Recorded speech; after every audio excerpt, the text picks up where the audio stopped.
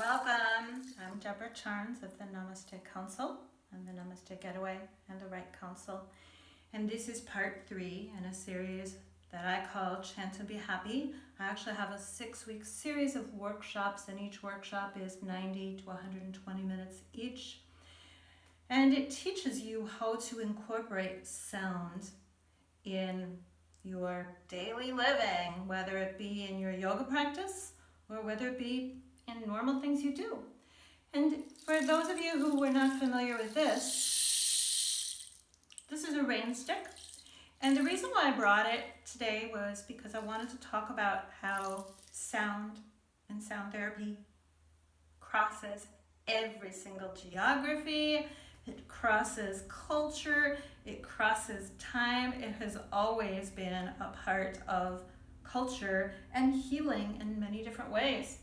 I also brought this. And if you can see, these are all made from natural items, and they are used to have sounds of different things in nature. And I find that they are very healing. You can make music out of them, or you can simply use them to help soothe you, however you choose. In the prior 2 videos that I did on YouTube, I mentioned the acupressure points at the roof of your mouth, and how even if you just whisper sounds, it's beneficial. And I also mentioned the benefits of the mantra Om.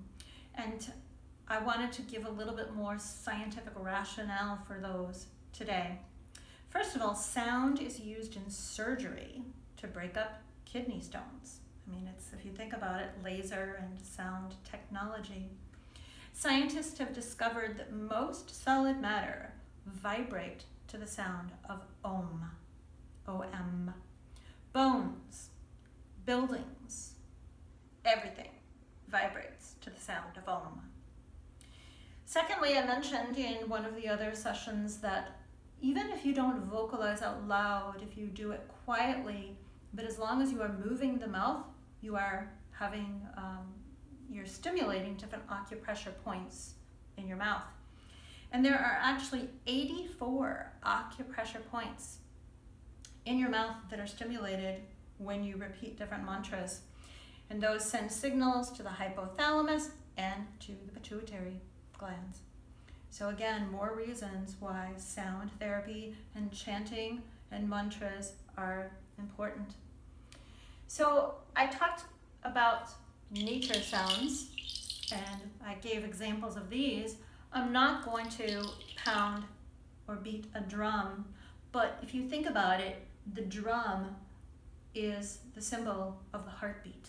And it goes back to when you were in your mother's womb and you heard your mother's heartbeat. So that's one of the benefits also in terms of healing from the beats of a drum.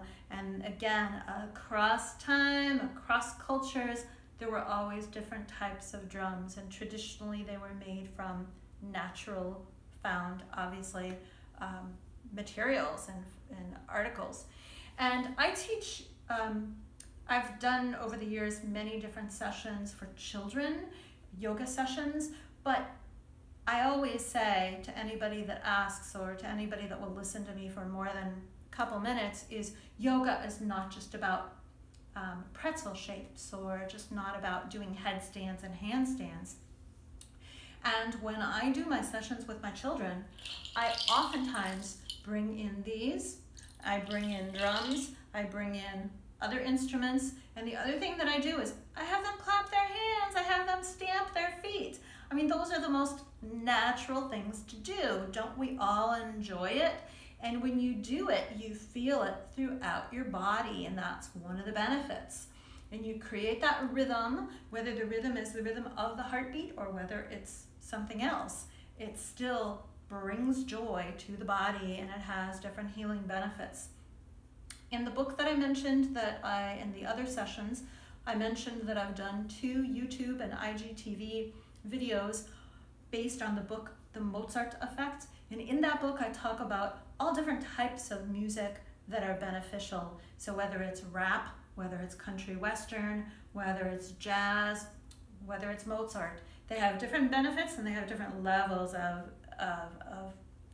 the efficiency or efficacy of them.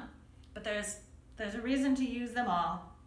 So bottom line, whatever you like, do it. And the same thing with singing. Whatever you like to sing, sing it.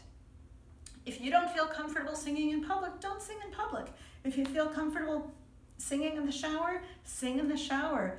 Ages ago when I lived in Miami, I did a singing in the shower contest that was done in conjunction with the Greater Miami Opera. And it was done outdoors at a major venue, and it was a lot of fun. But the point is, people feel comfortable singing in their shower for several reasons. One, nobody is there to judge them. And two, believe it or not, typically the acoustics of your bathroom, and in particular of a bathtub or a shower, usually make you sound better than you may sound, if you're somewhere else. So bottom line, whatever it is that makes you feel good, do it. And I will be offering my Chant and Be Happy series of workshops in the month of October, or they're always available on demand. So check out my website, the Namaste Council. Check out my Instagram, which is under my name, Deborah Charnes, and of course check out my Facebook pages as well. So I'm going to close by shaking these out and really try to listen to them and feel and hear the sounds of nature, because I personally love the sounds of nature. To me, sounds of nature are so healing.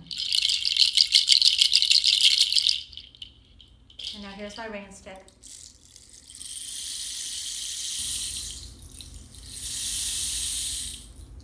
One more thing that just came to my mind is I read Shirley MacLaine's book a long time ago about her Camino de Santiago, and Shirley MacLaine talked about that pilgrimage that took her across all of Spain walking, and she left behind any diva-ish practices that she had, but one thing that she brought with her that she said was the most important thing was she had a sound machine to go to sleep. And again, I think sound machines are wonderful to hear the sounds of nature. So I thank you for joining me. Please put down any questions or comments below and check out my other videos, both here on YouTube and on Facebook and IGTV. From my heart to yours, namaste.